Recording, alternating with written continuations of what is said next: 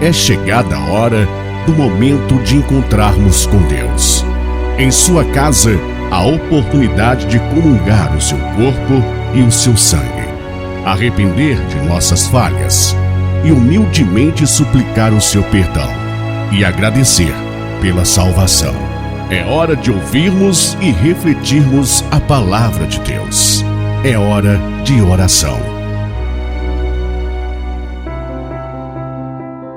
Bom dia! Estaremos refletindo o Evangelho de Jesus Cristo segundo Marcos, capítulo 8, versículos de 27 a 33. Em nome do Pai, do Filho e do Espírito Santo. Amém. Louvado seja nosso Senhor Jesus Cristo, para sempre seja louvado.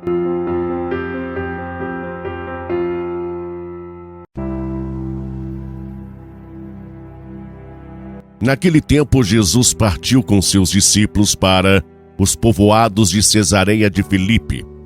No caminho perguntou aos discípulos: "Quem dizem os homens que eu sou?"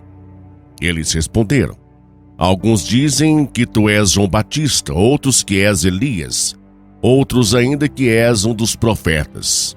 Então ele perguntou: "E vós, quem dizeis que eu sou?" Pedro respondeu: "Tu és o Messias." Jesus proibiu-lhes severamente de falar a alguém a seu respeito. Em seguida começou a ensiná-los, dizendo que o Filho do Homem devia sofrer muito, ser rejeitado pelos anciãos, pelos sumos sacerdotes e doutores da lei. Devia ser morto e ressuscitar depois de 3 dias. Ele dizia isso abertamente. Então Pedro tomou Jesus à parte e começou a repreendê-lo. Jesus voltou-se, olhou para os discípulos e repreendeu a Pedro, dizendo: "Vai para longe de mim, Satanás. Tu não pensas como Deus, e sim como os homens." Palavra da salvação. Glória a vós, Senhor. E vós, quem dizeis que eu sou? Meu irmão, minha irmã, o evangelho proposto para nossa reflexão no dia de hoje chama nossa atenção para algo fundamental na nossa vida: conhecer Jesus. Não tem como viver a fé sem conhecer Jesus. Sem ter uma intimidade profunda com Jesus, ficamos na superficialidade da fé, sabendo quem Ele é teoricamente e não através da experiência com Ele. Muitos de nós professamos a nossa fé em Jesus, mas não o conhecemos de fato. Ficamos somente no conhecimento teórico, que não nos dá autoridade para falar dele. Quem dizem os homens ser o Filho do Homem? Ao fazer esta pergunta, Jesus não estava querendo saber o nível de sua popularidade. O que ele queria saber mesmo era se o povo já tinha conhecimento do seu messianismo. Os discípulos responderam: "Alguns dizem que é João Batista, outros que é Elias, outros ainda que é Jeremias ou alguns dos profetas." Não satisfeito com esta resposta, Jesus volta a pergunta para os próprios discípulos: "E vós, quem dizem que eu sou?" Quando essa pergunta é direcionada aos discípulos, paira um silêncio.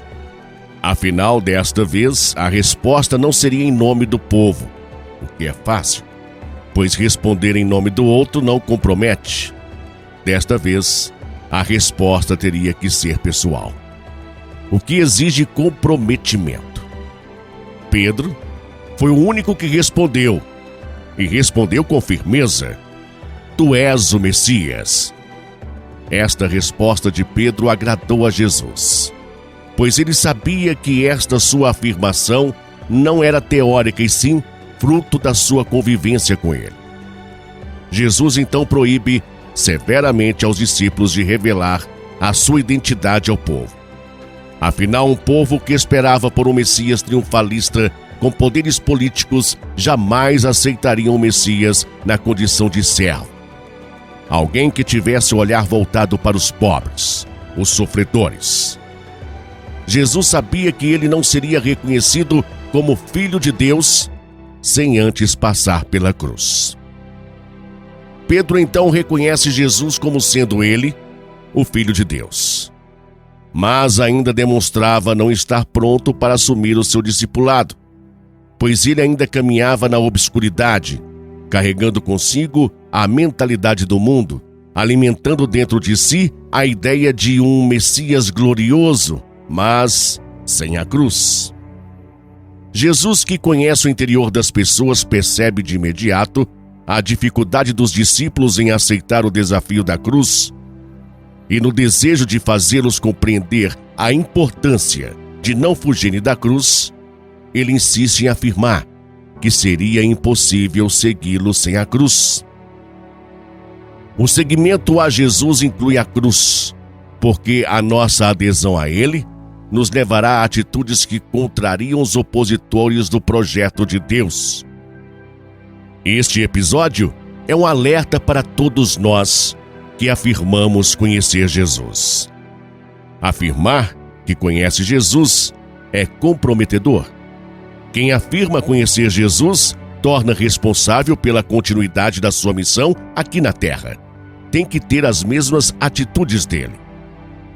Hoje Jesus continua nos perguntando: e para você, quem eu sou? A nossa resposta só chegará a ele com as nossas atitudes do dia a dia.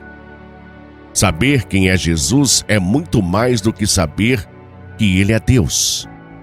Saber quem é Jesus implica em comprometimento com a sua causa, em dar continuidade à sua presença aqui na Terra, no cuidado com o que lhe é de mais precioso, que é a vida humana.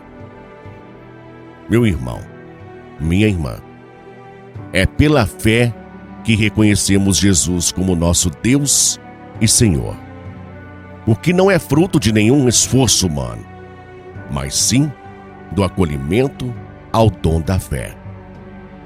Amém? Oremos. Pai Santo, Deus eterno e todo-poderoso em Cristo Jesus, graças, Pai, porque como um pai tem piedade dos seus filhos, o Senhor tem compaixão dos que o temem. Sabe de que somos feitos e não se esquece de que somos pó. Nos ama desde sempre e para sempre. E por nos amar tanto, quer nos salvar, nos libertar, nos reconciliar com o Senhor em Cristo Jesus, para participarmos convosco do vosso reino de amor. Graças, Pai. Glórias e louvores a vós, Senhor.